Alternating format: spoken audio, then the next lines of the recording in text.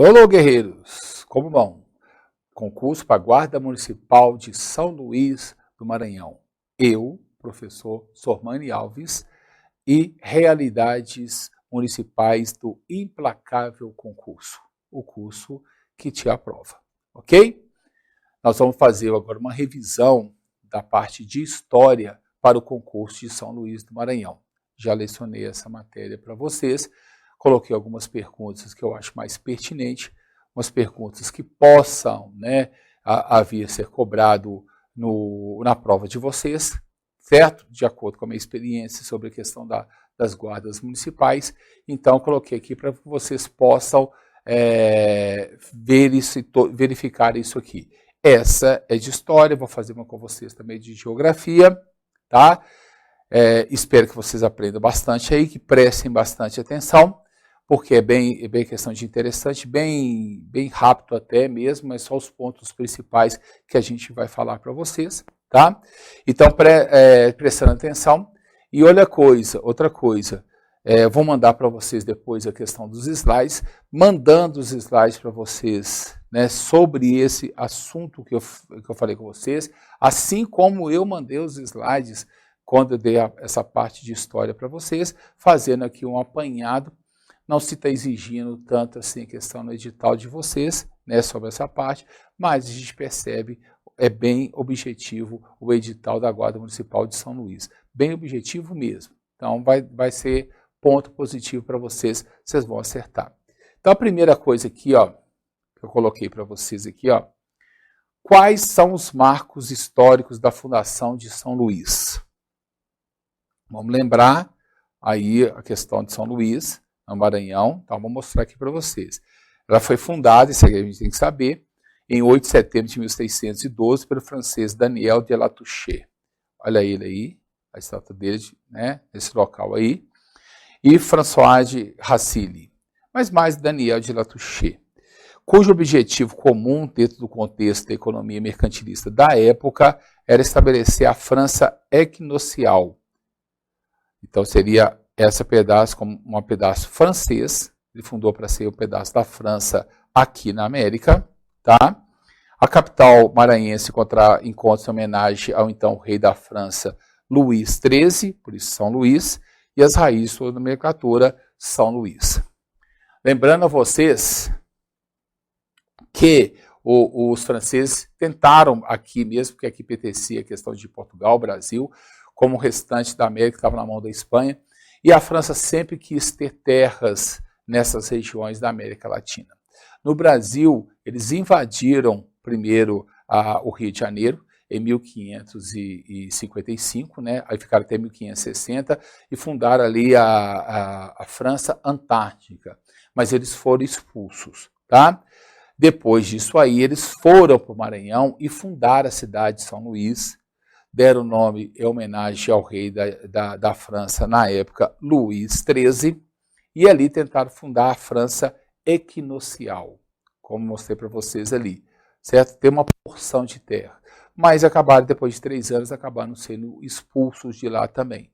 Você vê, os desejos deles sempre terem terras na região, beleza? Então, o primeiro ponto, acho que está tranquilo aí. Continuando, a outra pergunta. Como é a história de São Luís? Em 1612, um grupo de 500 franceses, como a gente já viu, funda a França equinocial. O combate ao povoado por parte portuguesa durou até 1615. E aí os portugueses retomaram definitivamente as suas terras, Os portugueses tomaram. Quando eles chegaram em São Luís, depois de expulsar os portugueses, levaram, como está escrito aí, levaram consigo astecas para o cultivo da cana-de-açúcar, que era um produto que em todo o Nordeste do Brasil, nesse período, era cultivado, que era motivo de questão de exportação. Levou consigo as técnicas para o cultivo da cana-de-açúcar e da confecção da aguardente, que eles até usavam muito para trocar por escravos negros na África.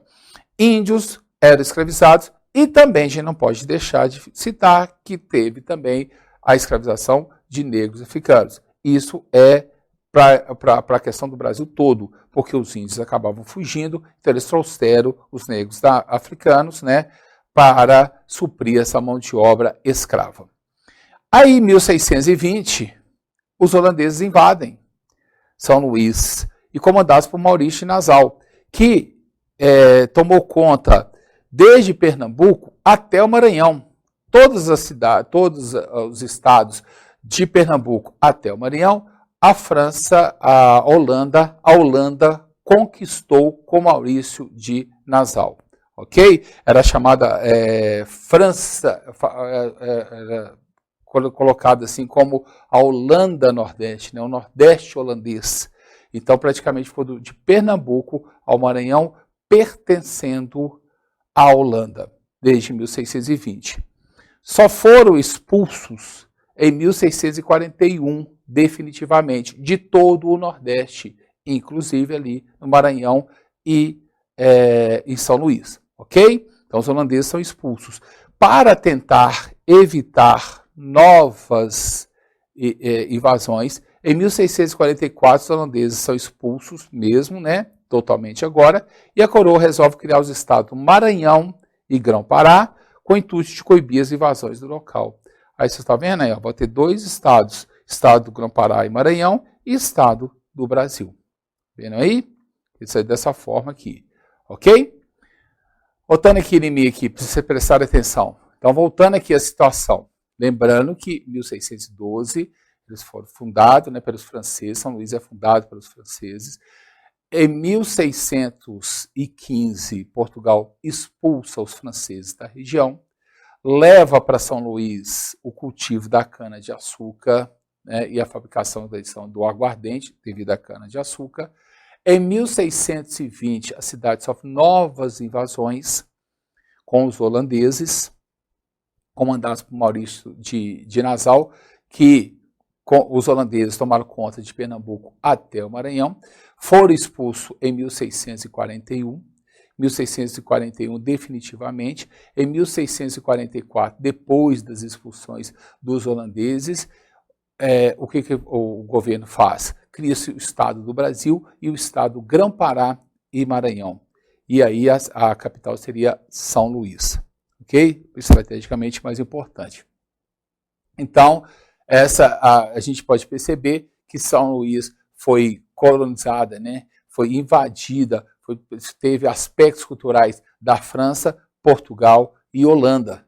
3 povos chegaram a comandar a questão de São Luís. Os franceses que fundaram, depois a questão dos portugueses, os holandeses que invadiram a região, né? E depois definitivamente para Portugal. Ok? Outra pergunta importante que aconteceu a questão de São Luís. Por que houve a revolta de Beckmann? Houve a revolta de Beckmann, dos irmãos Beckmann, em 1682, a criação da Companhia de Comércio do Estado do Maranhão e as plantações de cana-de-açúcar, cacau e tabaco para exportação alavancavam a economia da região. Certo? Só que é o seguinte, essa Companhia de Comércio do Estado do Maranhão, ela estava sendo acusada pelos comerciantes, porque esse movimento dos irmãos Beckmann, né, ele é um movimento elitista, pessoas ricas, comerciantes ricos, que envolveram até a igreja e tudo mais. Por quê? O pessoal estava reclamando que eles não estavam levando quantidade muito boa de escravos até para a região, então estava faltando mão de obra escrava, né, que ele saiu do Rio de Janeiro para lá, porque era um monopólio. Só essa Companhia de Comércio do Maranhão que podia fazer comércio entre o Maranhão e até o Rio de Janeiro, que era a capital do Brasil na época, e os produtos chegavam de Portugal. Então eles estavam colocando que, além de levar coisas ruins, produtos muito ruins para São Luís, o que estava acontecendo? Eles compravam os produtos dele muito barato em São Luís para ser revendido no Rio de Janeiro. Então fizeram uma revolta para tentar acabar com essa Companhia de Comércio do Estado do Maranhão. Não acabaram e os irmãos acabaram sendo enforcados. Tá ok? Então vamos lá. Então, a rebelião nativista, ali acontecendo apenas na região, ocorrida na cidade de São Luís em 1684. Qual o objetivo principal? Finalizar as atividades da Companhia de Comércio do Maranhão e acabar com esse monopólio, que eu falei com vocês que era exclusividade só ela que podia levar produtos para o São Luís e para o Rio de Janeiro. Causa, os comerciantes reclamavam do monopólio da Companhia de Comércio do Maranhão, tá? Aí por isso que aconteceu esse problema, ok? Então, eles acabaram, os irmãos Manuel e Thomas Beckmann foram enforcados e continuou ao comércio do Estado do Maranhão através da Companhia de Comércio do Estado do Maranhão, mesmo com a revolta, não acabou, não chegou aos objetivos atingidos. Queria até ficar independente, para falar a verdade para vocês, na região, mas não conseguiram. Tá? Porque o território do Maranhão foi separado, como se diferenciou o São Luís. Em 1737, pode vocês verem no mapa, que era Grão-Pará e Maranhão, tudo junto, vocês lembram, né? Ali foi separado agora Grão-Pará e Maranhão.